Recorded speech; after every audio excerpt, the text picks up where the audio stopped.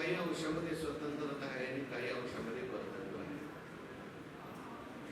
भोगामध्ये मनुष्य परतंत्र आहे, करण्यामध्ये मात्र मनुष्य देवामध्ये स्वतंत्रता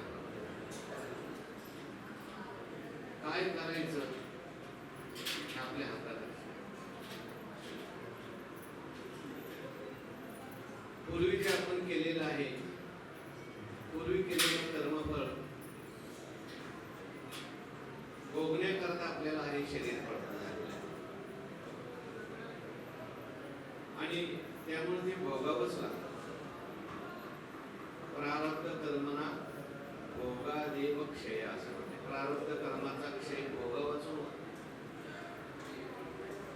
भोगतो न घडे संचिता वाचो करावे ते मनी म्हणून भोग्य ते त्रिशुद्धी न चुके बुद्धी ठाके माझ्या कपाळी पिटावे लोके लोटेल काही. परंतु करण्यामध्ये मात्र मनुष्य स्वतंत्र आहे आणि जो भोग आहे त्याचं सुख दुःख मानायचं का नाही याच्यात सुद्धा स्वतंत्र आहे. कदाचित पूर्वजन्माचं प्रारब्ध म्हणून एखादा मनुष्य रोगी जन्माला आला असेल, आंधळा जन्माला असेल, पांगळा जन्माला आला असेल, घरी जन्माला आला असेल, पण या जन्मात आल्यानंतर काय करायचं हे आपल्या हातात आहे. हे सगळं प्रारब्धावर अवलंबून आहे. म्हणून पुरुषार्थ करू शकतो. देवाची होईन म्हणती ते होती. त्याने ठरवलं आपल्याला देव व्हायचंय.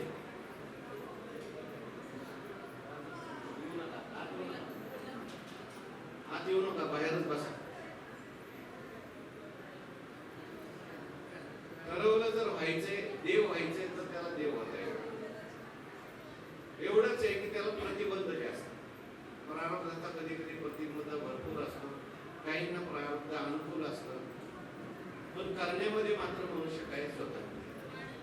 आणि आलेला जो भोग आहे त्याच्यामध्ये सुद्धा सुख मानायचं का न मानायचं, दुःख मानायचं, याच्यात सुद्धा तो स्वतंत्र.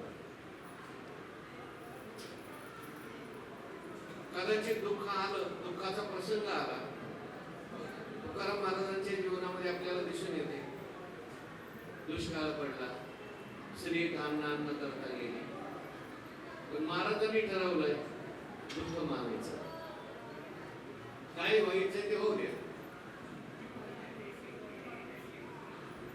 जग इकडचं तिकडे झालं तरी सुद्धा मी त्याचं दुःख मानणार. आणि असं जर ठरवलं तर मग जगात माणसाला कोणी दुःखी करू शकत.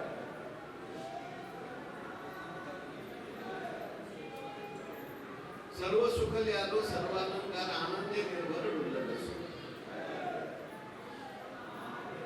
म्हणजे करण्यामध्ये मनुष्य स्वतंत्र आहे. करत असताना सुद्धा प्रारब्ध आडवं येतं. ज्याचा अनुकूल प्रारब्ध असतं त्याचं लवकर काम होतं, ज्याचं प्रतिकूल प्रारब्ध असतं त्याला आणिक अडचणी येतात.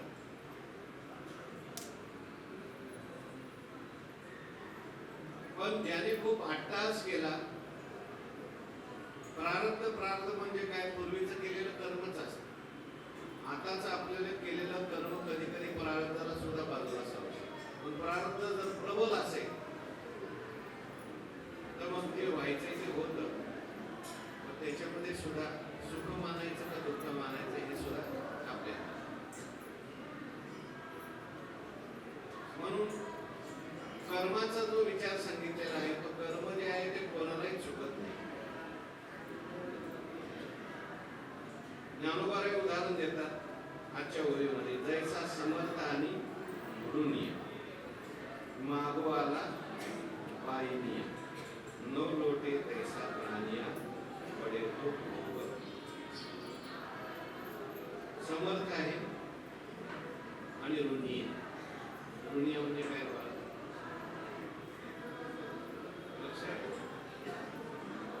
समर्थ आहे आणि ऋणी म्हणजे सावकार, पैसे देणार, ऋण देणार, ऋण नको आणि धन नको.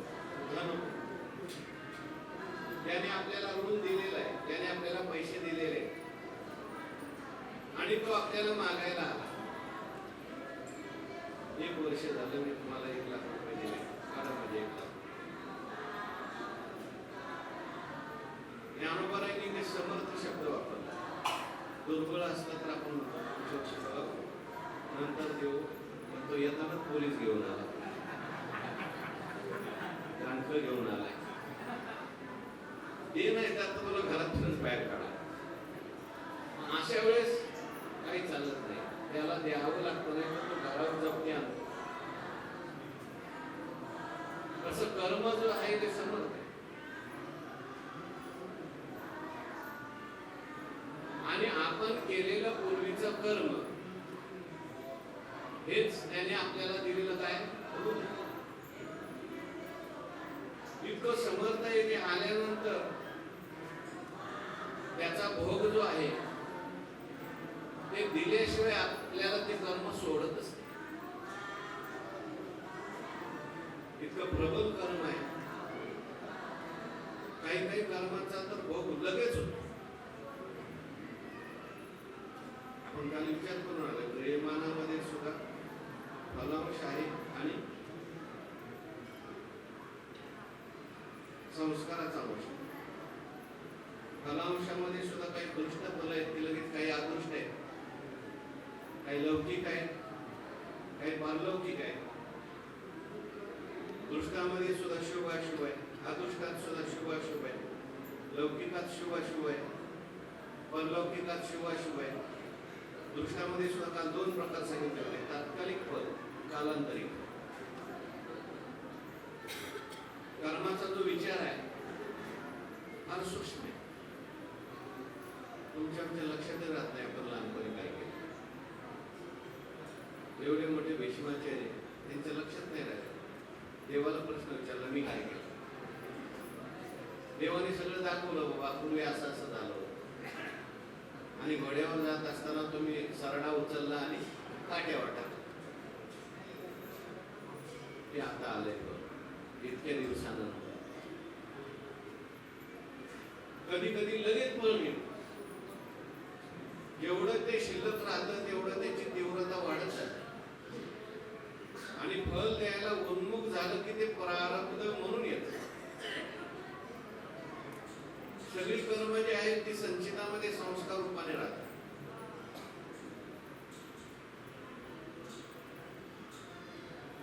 आणि फल द्यायला येतात. संस्कार संस्कार म्हणजे काय? संस्कार म्हणजे ते जसं आपण फोटो काढला की त्या फोटोमध्ये फिल्म तयार होते, त्या फिल्म मध्ये काय होतात? संस्कार होतात. तसेच अनेक वर्षानंतर वैज्ञानिक भाषेत सांगायचं झालं तर माणसाचा कर्म विपाकाचा सिद्धांत सांगताना त्यांनी सांगितले, आधुनिक भाषेत त्याला डीएनए असं. त्या डीएनए मध्ये या माणसाला पुढे काय होणार आहे, कोणता रोग होणार आहे, किती वर्षाचं त्याचं आयुष्य आहे, हे सगळं सांगितलं. जसं कुंडली असते माणसाची जन्म त्याच्यात हे भागित करतात. प्रत्येक माणसाच्या त्या पेशीमध्ये संस्कार असतात. अंतःकरणावर त्याचे संस्कार होतात. अनादि संसार मालेच्या ठाई नित्य विषय सेविले पाहिजे, कसावले वारंवार पाहिजे. आणि मग त्या संस्कारापैकी जो तीव्र संस्कार असतो तो लवकर फलन होत असतो. तोच प्रारब्ध रूपाने त्या ठिकाणी शेवटी प्राप्त होत असतो. किंवा हे संस्कार मरताना जे संस्कार तीव्र असतात त्या संस्कारानुरूप त्याला पुढचा जन्म मिळतो आणि त्या पुढच्या जन्मामध्ये मागचे जे सगळे संस्कार आहेत, केलेले कर्म आहेत, त्या कर्माचे संस्कार हे प्रारब्ध म्हणून त्याची समजूत.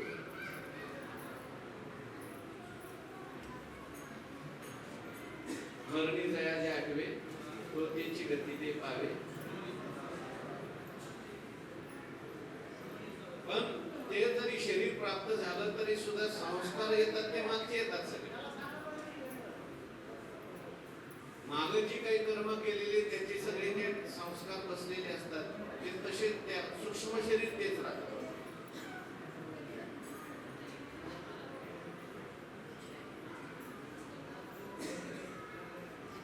कधी कधी तर लौकिक कर्म आहे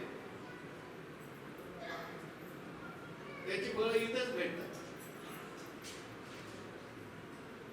चोरी केली, खून केला, गुन्हा केला काही, तर लगेचच तो पकडला जातो. पकडल्यानंतर काही दिवस लागतात मला, कोर्टात केस चालते. काही दिवसांनी त्याला काय होते, फाशीची शिक्षा. साधक संजीवनीमध्ये कथा सांगितली या श्लोकावर. मनुष्य होता, सोनाराचं दुकान होतं आणि सोनाराच्या दुकानामध्ये एक रक्षक होता, सिक्युरिटी गार्ड. सोनाराकडे भरपूर सोनं आलं आणि तो रक्षक होता, तो त्याच्या मनात थोडासा पाप आला. त्याला असं वाटायला लागलं तर एवढं सोनं आपण जर चोरलं तर परत कधी नोकरी करायची गरजच नाही. याला रक्षक म्हणून ठेवलं. तो रात्री उठला, तो बाहेर होताच रक्षक म्हणून, तो घरात गेला, सगळं सोनं चोरलं, सोनाला मारलं. मारल्यानंतर तो बाहेर निघाला, पळून जायला लागला. आता त्या घरासमोरचा जो मनुष्य होता तो लघुशंकेला केला उठला होता. त्याने ते पाहिलं, कुठं चालला होता, काय पेटी घेऊन कशाला चालला, काय चालवले म्हटल्यानंतर त्याला लक्षात आलं तर ह्याने आपल्याला म्हटलं असं असं आहे, एवढा माल आहे, एवढं सोनं आहे, अर्ध तुला अर्ध मला, आपण दोघं घेऊ. सोनाराला मी मारलेला आहे, आपण पळून जाऊ. समोरचा होता तो चांगला होता विचार, म्हणायला नको बाबा, मला असं प्रकारचं सोनं नको आहे. आता जरी मला सोनं मिळालं तर कधी ना कधी फेडावंच लागणार आहे. कर्म सोडतंय का माणसाला, भोगावं लागतं. इथं नाही जरी कळलं तरी सुद्धा वरती बसलाय ना, तो देव बसलेला आहे ना. इथं जरी फसवलं तरी देवाकडे सगळा हिशोब आहे, चित्रगुप्ताकडे सगळा हिशोब आहे. कोणी कोणी काय काय केले, कोणी कळताना केले, कोणी न कळता केले, एकट्याने केले, सगळं हिशोब आहे. मग तो नाही म्हटला. नाही म्हटल्यानंतर तो समोरचा जो होता रक्षक म्हटलं, तू नाही म्हणतो का, मी आता तुलाच होतो.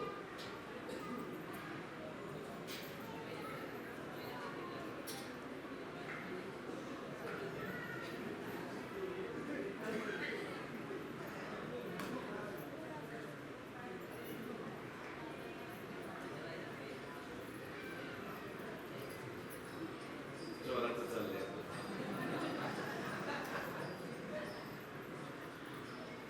ते.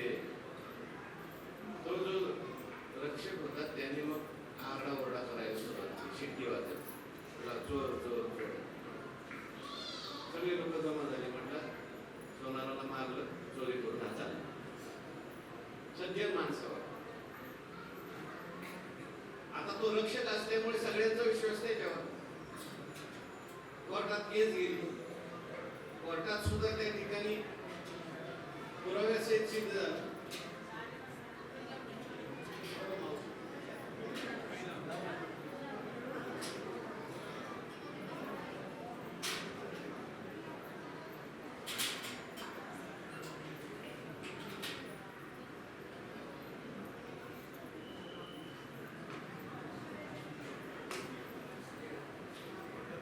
कोर्टात केस गेली आणि कोर्टाने सुद्धा, कोर्टाला कसं असतं पुराव्यावर असतं, त्यांनी पुरावे दिले. असं असं मी उठलो, मी माझं काम होतं रक्षण करण्याचं, आला घरात सोनाराला मारल्यानंतर चाललं. कोर्टाने सुद्धा त्या ठिकाणी त्याला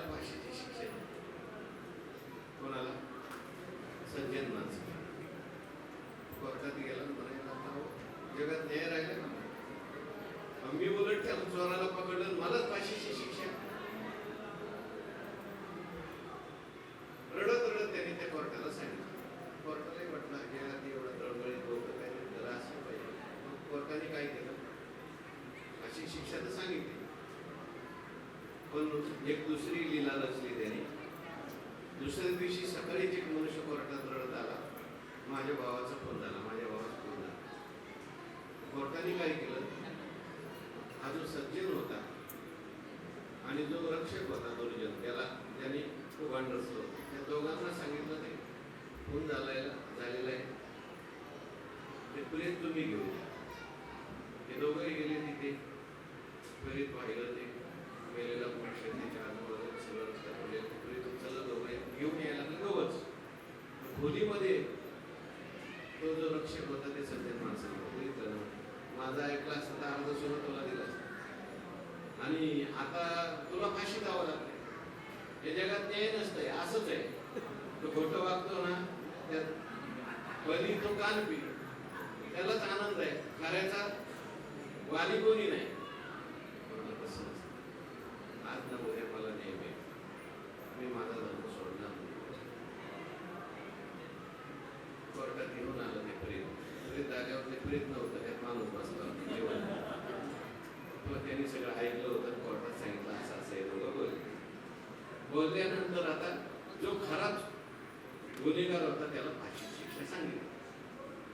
कोर्टाने सांगितलं त्या दुसऱ्या सज्जन माणसाला, माझ्या हातून कधीच आतापर्यंत कोर्टामध्ये अशी वाईट घटना, चुकीचा न्याय कधी झाला, मी प्रामाणिक आहे, तुला फाशी शिक्षा का हवी? तुझ्या जीवनात कुठेतरी काहीतरी चूक केलेली असते पाहिजे. रडायला लागला. सांगितलं लहान म्हणजे तरुणपणी माझ्याकडून एक गुन्हा घडला होता, मी एका माणसाला मारलं होतं.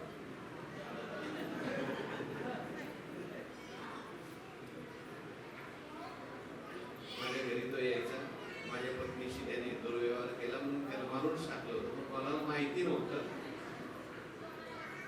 त्यांनी सांगितलं चूक तर तुझ्याकडून घडलेली, कायदा तू हातात घेतला, त्यामुळे तुला शिक्षा मिळेल, कमी मिळेल तू आता कबूल केल्यामुळे, पण शिक्षाही तुला काय करावी लागेल, भोगावी लागेल. म्हणजे काही कर्माचं फल जे आहे ते लगेच आहे. कदाचित इथं नाही मिळालं, फसवलं आपण पैसे देऊन काय करून, तरी सुद्धा वर बसलेला. मग तो मात्र हे सगळं चक्रव्याढ व्याजासहित दाखवलं, आणखीन फसवलं म्हणतो काय, डबल फळ त्याला. म्हणजे कर्माचं फल समर्थ आणि ऋणिया मागवाला बायनिया न लोटे तैसा प्राणिया पडे तो भवंग. कर्म जे आहे ते समर्थ आहे. परेशी गवारा साधक कर्मे निर्वंश झाले सगळं, भिल्ले विंदिले शारंगधर झाला पुरंदर. देवालाच का कर्म सोडलं, सहस्र नाही व्हावं. कर्मे मनमत झालाशे राग, कर्मे चंद्राशी घडला दोष, कर्मे भार वाहती पूर्ण शेष, कर्मे कर्मुक ब्रह्माने. कर्माते शंभुमानी आपण किती पळशी कर्माने, म्हणून कर्म समर्थ आहे. मग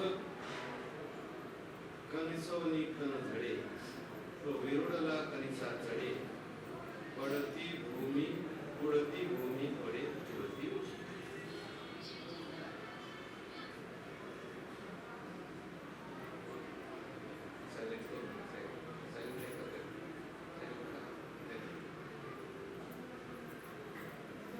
कणसोनी कण झडे तो विरुडला कणिसा चढे. आणि कर्म असं आहे, एकदा भोग देऊन थांबतं. जसं कणिस असतं, कणिस आहे, कणसातून काय होतं, ज्वारीला कणस लागली, कणसातून काय पडतात, बी खाली पडतं. बी खाली पडल्यानंतर ते बी काय होतं, परत कुठल्याही झाडाची बिया खाली पडतात. बिया पडल्या की तेवढी अनंत झाडे तयार होतात. तो वेरुळला परत कणसा चढे, पुढती भूमीकडे पुढती उठी. पुन्हा पुन्हा त्या ठिकाणी जमिनीवर बी पडतं, पुन्हा पुन्हा कणीस तयार होतं, कणसातून बी तयार होतं, बीतून कणस तयार होतात. थांबायचं कधी? झाड आधी का बी आधी? चालू बीज मोडे झाड होईल, झाड मोडे ऐशे कल्प कोडी जाय तरी जाते प्रवाह पाणी चालू आहे संसार. तसं शरीर हे आहे,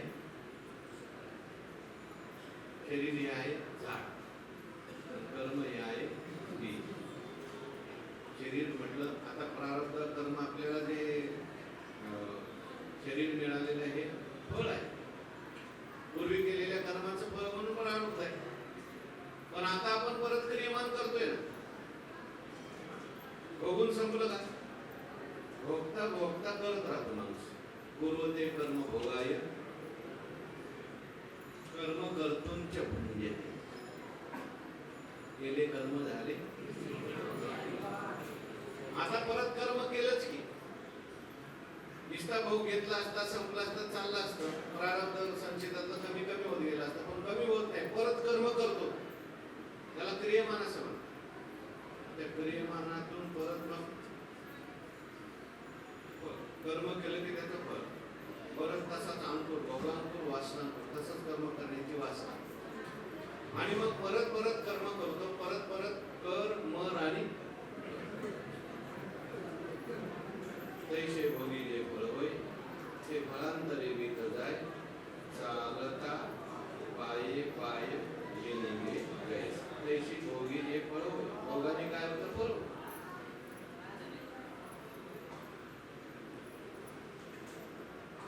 भोगी जे फळ होय ते फळांतरे वित जाय.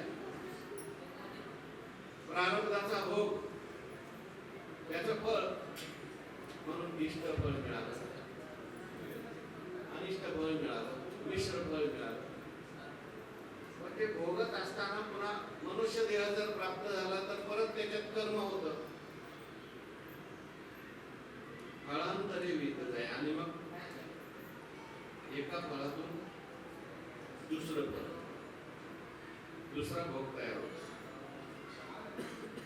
म्हणजे आता मनुष्य देह प्राप्त झाला, मनुष्य देहातून कर्म घडलं, प्रेमान कर्मातून आणखी दुसरं कर्म तयार झालं, कर्माचा भोग तयार झाला. फळांतरा ते वीत जाय. आणि चालता पाये पाये जमिनी जायचा. जसं चालत असताना एक पाय उचलला तो ठेवला, दुसरा पाय उचलतो पुढे, परत मागचा उचलतो पुढे ठेवतो. तसं हा देह संपला, पुढचा देह, पुढचा देह संपला, पुढचा देह. आईचं उदाहरण दिलं उपनिषदामध्ये. आई जशी पुढचं धरते, मागचं सोड. तसं हा पुढचं धरतो, मागचं सोड. हे शरीर सोडलं पण तरी सुद्धा पुढचं धरून ठेव.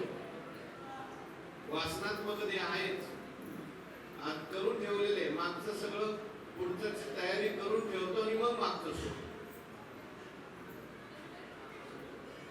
तैसे उत्तराचे सांगडी ठाके ते ऐलीच थडी. देवी न मुकिले ती ओढी भोग्याची. तैसे उताराची, उताराची सांगडी. सांगडी म्हणजे नदीतून तरुण जाण्याचे साधन असलेले नाव.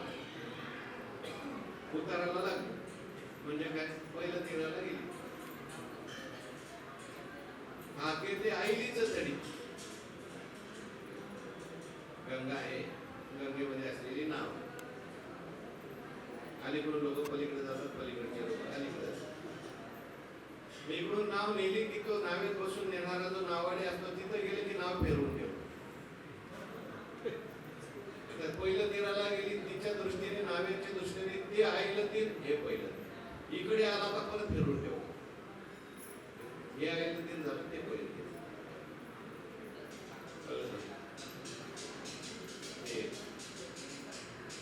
जुनी कीर्तनकार मंडळी उदाहरण द्यायची. पंढरपूरला गेल्यानंतर ते घोडे असतात टांग्याचे. स्टेशनला आलं की टांगेवाला घोड्याचं तोंड पंढरपूर करतो आणि पंढरपुरात गेलं की घोड्याचं तोंड स्टेशन करतो. घोड्याला नीट पंढरपूरही बघता येत नाही, घोड्याला स्टेशनही बघता येत.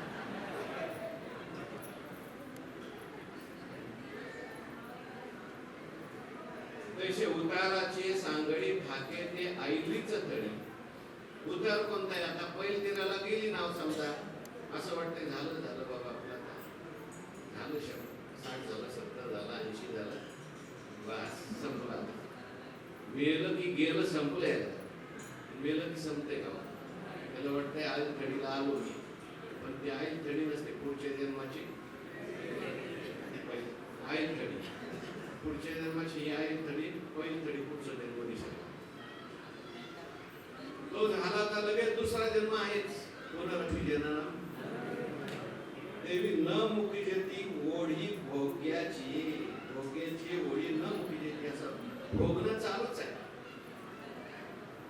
किती जन्म झाला फेरा, गणित नाही जिरा तारा, वडिलो आवडती भोवरा, कोळसा तो सारखं कर्म करत असावं, भोगावं लागतं, भोगलं की परत कर्म करावं लागतं.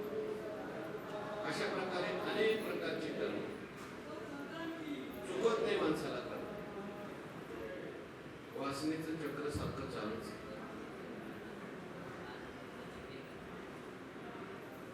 दुसरी कथा सांगितली होती त्यांनी, एखाद्या परिस्थितीच्या सांगितली. एक शेती होती चांगली आणि त्यांनी काही व्यवसाय सुरू केला. व्यवसाय करता म्हणून आपल्या मदतीला म्हणून एक सामान्य मनुष्य जो होता त्याला मदतीला गेला. त्याला वाटलं बरं झालं आपल्याला शेतीमध्ये, तू फक्त काम करायचं, भांडवल बी लाव. आणि म्हणून त्याने भरपूर काम केलं, चांगला व्यवसाय वाढायला लागला. मुंबईला गेले दोघं जण फिरायला गेल्यानंतर भरपूर फिरले, त्यांना तिथे भरपूर पैसे मिळाले. शेतीच्या मनात रात्रीचं बापाला आता हे आपल्याला एकट्यालाच पैसे मिळाले, त्याला नाही. म्हणून त्यांनी काय केलं, बाजारातून विष आणलं, रात्री ह्याच्या जेवणात त्याला विष दिलं. मरण पावला. मारताना मग त्याच्या लक्षात आलं यांनी काहीतरी आपल्याला मारलं.